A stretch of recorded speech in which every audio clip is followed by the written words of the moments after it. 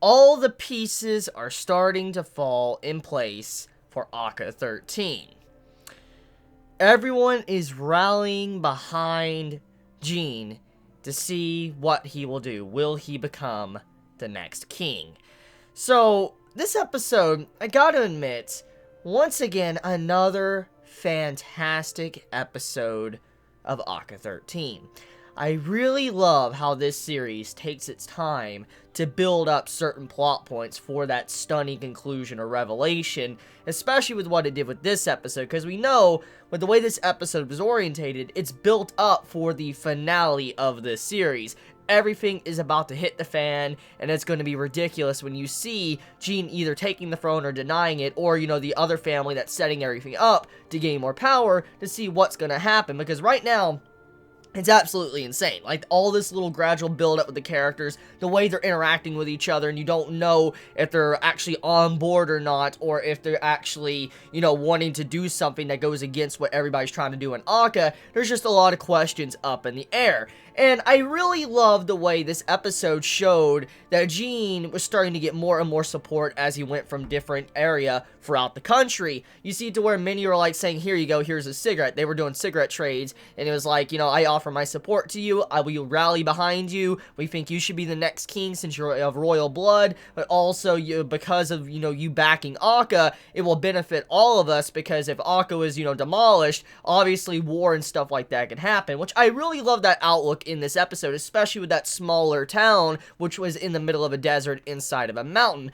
Now, I want to be honest here, I gotta say, out of visuals and just setting alone, I think this was my favorite episode of ACCA 13. I am a big fan of desert-themed episodes, but I really love episodes that showcase, like, towns or people that live poor, but they are very happy. They're satisfied with what they have, and they don't really ask for much. And that's kind of how this episode was depicted when Gene went to this town, and he was just, you know, doing his regular inspections and all that, and then they were talking about how he's a royal blood, you know, the rally behind him and stuff. But overall, the way it showcased the town, it actually lets you see that, holy shit, even though they're not as wealthy as all these other countries that we have seen thus far from ACCA 13, they are happy, they can mine, they can do what they want and seek their dreams, and even though they can't really see the sky, they could still have fun and cherish the time they have. And I really love that representation. You don't need to have a lot of money to be happy, you don't need a lot of things to be happy,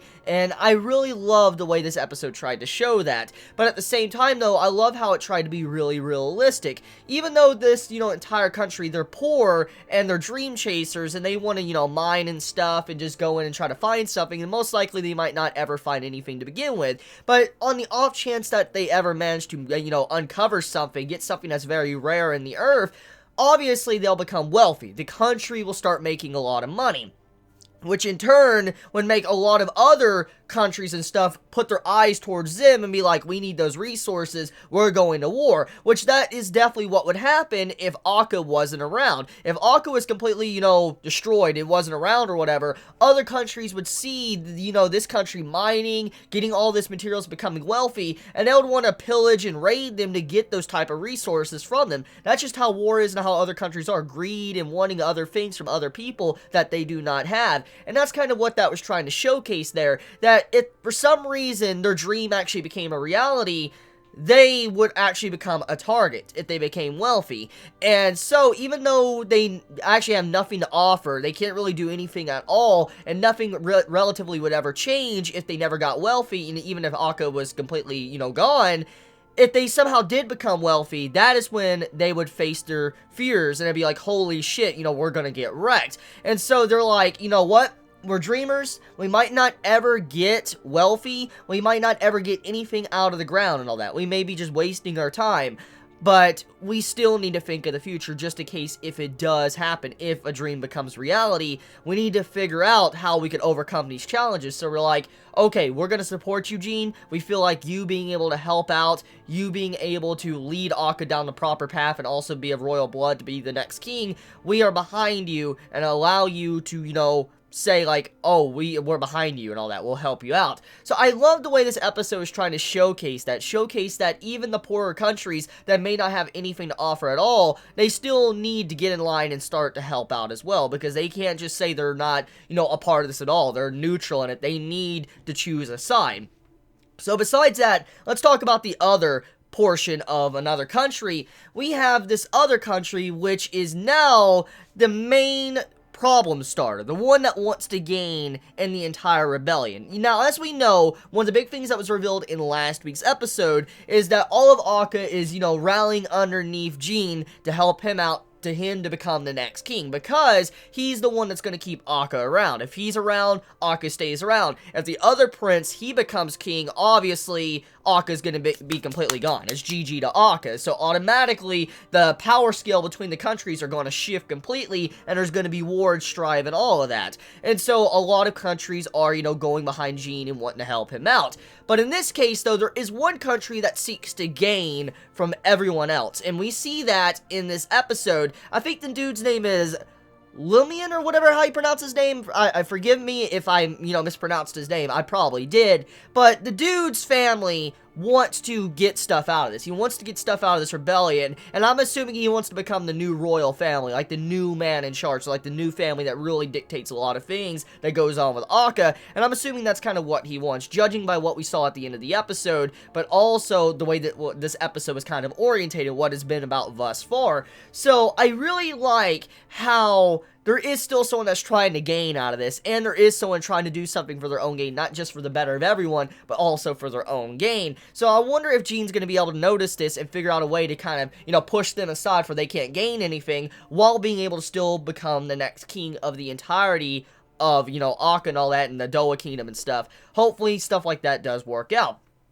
So with that being said, though, did anyone notice that Nino was not in this episode at all? Like, he hasn't been shown at all, which is kind of off when you think about it, because we know about assassination attempts and stuff like that that's been happening, and at the end of the episode, it's revealed another one's going to be happening very soon, but I'm kind of worried about Nino. I really am. I'm worried about him. He wasn't really shown. Apparently, he might have been there, because Jean even stated, oh, he most likely is a part of that crowd and all that, keep him watching me. He assumed Nino was still there, even though we didn't see him, but we don't really know. We didn't see him at all in this episode. He was very distant. We didn't see him at all, so I'm kind of curious what exactly happened to Nino, and I'm hopefully he is fine.